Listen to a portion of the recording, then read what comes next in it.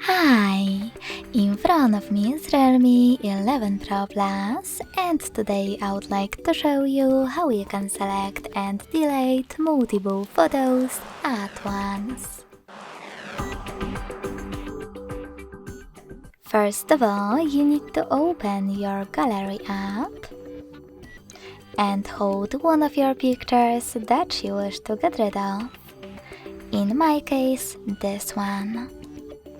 Now, to select multiple at once, select this icon at the top right corner.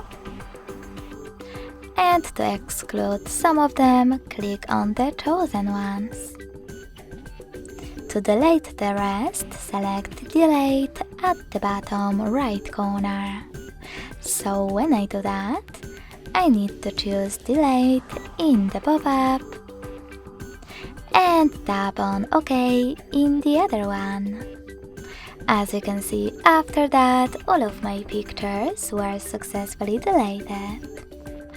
Thanks so much for watching. If you enjoyed this video, don't forget to leave a like, comment and subscribe. Bye!